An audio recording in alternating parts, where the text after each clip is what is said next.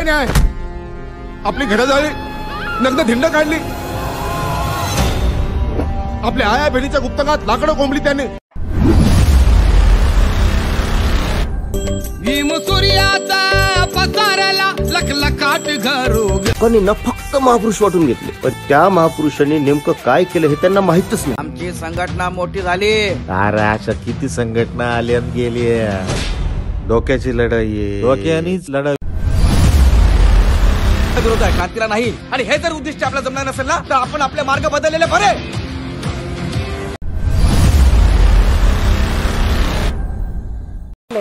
आज हा पिक्चर दाखवला तर हा खरोखर म्हणजे संघर्ष सारखा, म्हणजे आपल्यावर जे जे हकीकत होतीये त्याच्यामधनं म्हणजे आपल्याला शिकण्यासारखं पण आहे. आणि आपण त्याच्यावरनं सुधारलं पण पाहिजे की कसं आपण वागलं पाहिजे, कसं आपण एकमेकांना धरून. आपण हा पिक्चर एवढा छान काढलेला आहे ना, खूप भारी वाटलं. कारण म्हणजे शिकण्यासारखं आहे. ते घेतलं तर म्हणजे आपल्याला कळणार आहे, नाही घेतलं तर फक्त बघतोय आणि निघून जातोय, ह्याला काही अर्थ नाही. तर ह्याच्यामध्ये जे बघितलं, आता हे बाबा कसे मुलाला म्हणजे सांगत होते, वारंवार त्यांना म्हणजे रागत होते की असं केल्याने हे म्हणजे बाहेर लोक येत नाही. म्हणजे आपल्याला तोडण्यासाठी खूप लोक असतात, पण आपण असं न करता आपलं जे बाबासाहेबांनी सांगितलेलं आहे की आपला जो धम्माचा गाडा आहे, जे संघर्ष आहे ते चालूच ठेवला पाहिजे.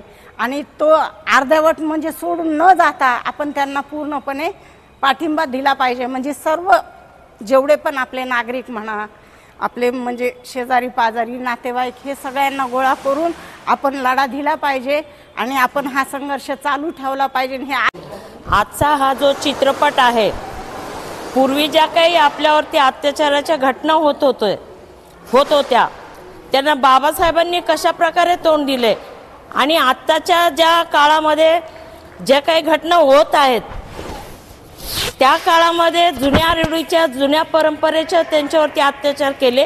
परंतु आत्ताच्या काळामध्ये कशा पद्धतीचे, नव्या युगामध्ये नव्या पद्धतीचे कसे काय अत्याचार करता येत आहेत आणि कसे केले जात आहेत हे आपल्याला जय भीम पॅन्थर संघटना या पिक्चरमधून किंवा सिनेमाद्वारे आपल्याला कळतं आहे की संघटना आपल्या ज्या वेळेला तयार होतात त्यांना कशा प्रकारे विभक्त केलं जातं, त्यांचे कसे तुकडे केले जातात आणि तुकडे केल्यानंतरही जे काही राहिलेले 4-4 जण असतात ते हताश होतात. परंतु हताश झाल्यानंतरही, निराश झाल्यानंतरही बाबांच्या फोटोंना पाहून त्यांना जी काही हुंबाडी येते, जी काही ऊर्जा येते, ती ऊर्जा, ती नवी एनर्जी घेऊन ते उभे राहतात आणि पुन्हा या नव्या जोमाने जे नवीन संघर्ष असतात त्यांना तोंड देण्यासाठी तयार होतात. आणि मग बाबासाहेबांच्या विचाराने प्रेरित होऊन ते संविधानाच्या मार्गातून किंवा संविधानाच्या मार्गदर्शनातूनच आपण संघर्ष करायचा, संघटना चालवायची.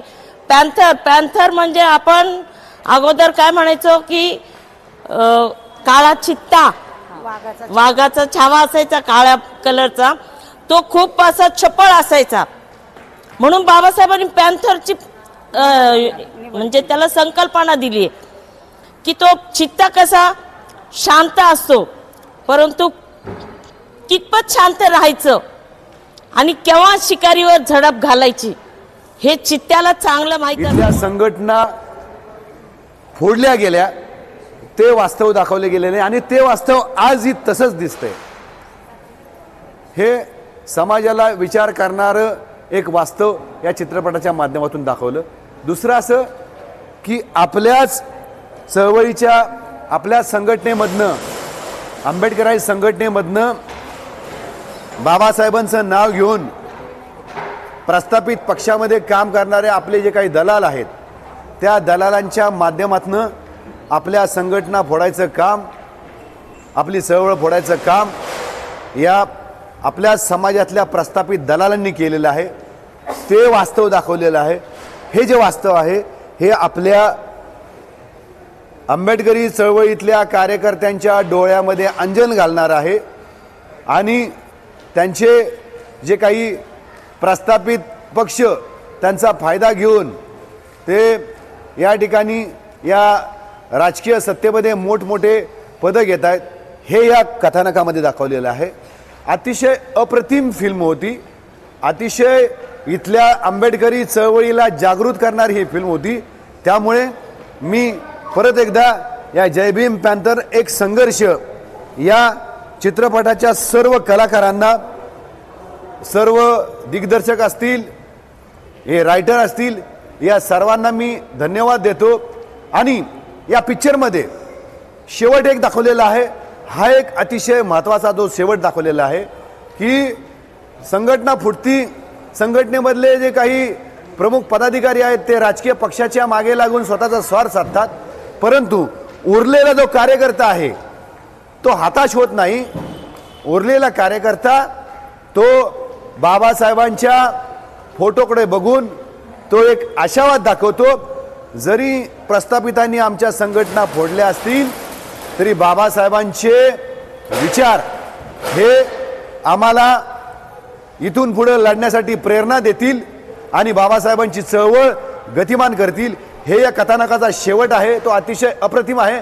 म्हणून मी सर्व आंबेडकरी चळवळीला एक या चित्रपटाच्या माध्यमातून जी आम्ही कलाकृती पाहिलेली आहे सर्वांना आव्हान करतो की जरी आपल्या संघटना फुटल्या असतील, जरी आपले नेते विकले गेले असतील, परंतु एकमेव बाबासाहेब आपला एक नेता असा आहे की त्या बाबासाहेबांच्या कार्याकडे बघून, बाबासाहेबांच्या विचाराकडे बघून परत आंबेडकरी चळवळ ही जोमाने उभी राहील आणि इथल्या व्यवस्थेवरती पॅन्थर सारखी झेप घेतल्याशिवाय राहणार नाही. प्रस्थापित व्यवस्थेच्या माध्यमातून अन्याय अत्याचार चालू होते आणि त्याच काळामध्ये डॉक्टर बाबासाहेब आंबेडकर मराठवाडा विद्यापीठाच्या नामांतराचा प्रश्न हा पेटला गेला होता आणि त्या नामांतर लढ्यामधनं जी काही पॅन्थर उभी राहिली, नामांतर लढा जेव्हा पेटला गेला 70च्या दशकामध्ये, त्यावेळेला गावागावात अन्याय अत्याचार प्रचंड प्रमाणामध्ये वाढला होता.